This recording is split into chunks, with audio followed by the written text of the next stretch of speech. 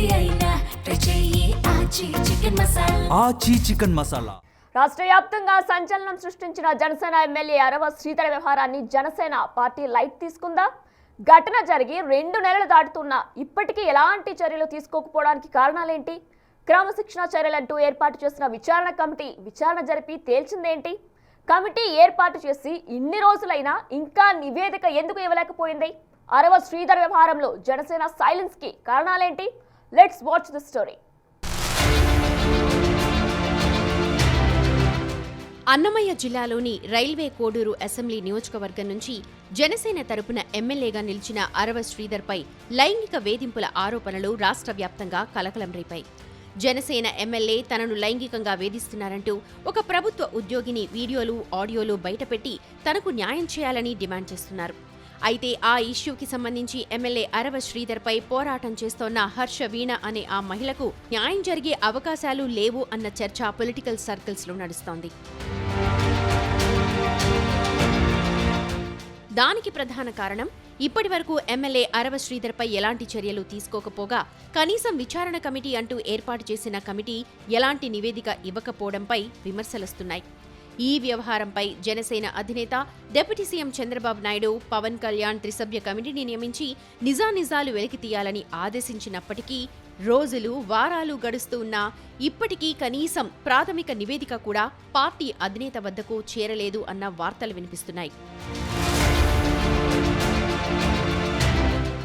దీంతో అరవ శ్రీధర్ వ్యవహారాన్ని side track పట్టించే ప్రయత్నం జరుగుతోందన్న అనుమానాలు ప్రతిపక్షాలు వ్యక్తం చేస్తున్నాయట.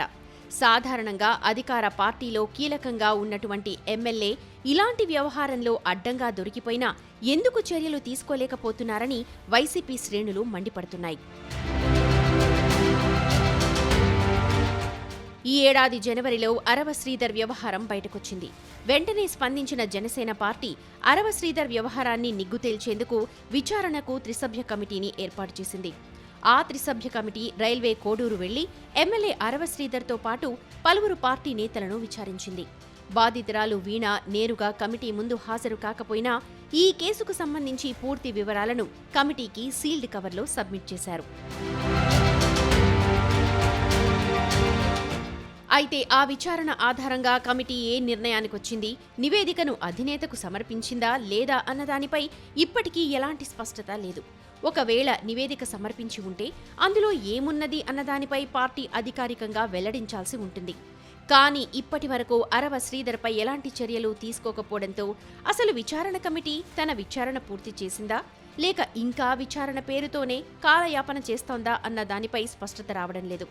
మరోవైపు అరవ శ్రీధర్ వ్యవహారం అతని వ్యక్తిగత వ్యవహారం అంటూ జనసేన ఎమ్మెల్యేలు, పార్టీ నేతలు చెబుతున్న నేపథ్యంలో ఈ వ్యవహారాన్ని పార్టీ చాలా లైట్గా తీసుకుంది అన్న అనుమానాలు వ్యక్తమవుతున్నాయి.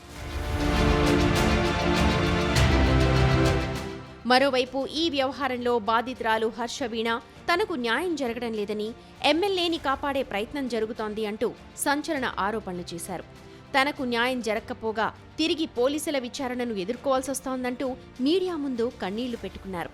పోలీసులు కేసు కూడా నమోదు చేయకపోవడం, ఎమ్మెల్యే అరవ శ్రీధర్పై బాధితురాలు వీణ కోర్టుకి వెళ్లడం పరిస్థితిని మరింత వివాదాస్పదంగా మార్చిందట.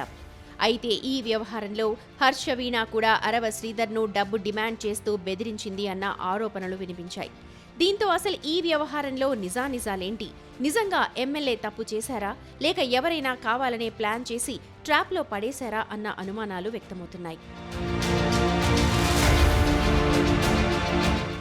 మరోవైపు ఈ వ్యవహారంలో రాజకీయపరమైన కుట్ర ఏమైనా ఉందా? స్థానిక టీడీపీ నేతలు రాజకీయ కోణంలో వ్యవహారాన్ని ముందుకు తెచ్చారా అన్న అనుమానాలు రాజకీయ వర్గాల్లో వినిపిస్తున్నాయట. ఇవన్నీ పక్కన పెడితే ఘటన జరిగి ఇంతకాలం గడిచినా కమిటీ నివేదిక బయటకు రాకపోవడం, అలాగే పార్టీ నుంచి ఎలాంటి చర్యలు తీసుకోకపోవడంతో ఈ వ్యవహారాన్ని జనసేన అటకెక్కించడానికి నిర్ణయించుకుందా అన్న సందేహాలు వ్యక్తమవుతున్నాయి. ఈ నేపథ్యంలో అరవ శ్రీధర్ అంశంపై జనసేన నాయకత్వం ఎలా స్పందిస్తుంది అన్నది ఇప్పుడు ఆసక్తికరంగా మారిందట. మొత్తానికి అరవ శ్రీధర్ వ్యవహారంపై ఏర్పాటైన కమిటీ నివేదిక ఏమైంది? అసలు నివేదిక ఇవ్వడానికి సిద్ధంగా ఉందా లేదా అన్న అనుమానాలు ప్రబలుతున్నాయి. ఎమ్మెల్యేనే సదరు కమిటీని మేనేజ్ చేస్తున్నారా లేక పార్టీ అధిష్టానమే ఈ వ్యవహారాన్ని నీరుగార్చడానికి చూస్తోందా అన్న డౌట్లు కూడా వ్యక్తమవుతున్నాయి. ఏదేమైనా అరవ శ్రీధర్ వ్యవహారాన్ని ఇన్ని రోజులు నాంచడం పార్టీని డ్యామేజ్ చేస్తోందంటూ జన సైనికులు అసహనం వ్యక్తం చేస్తున్నారట.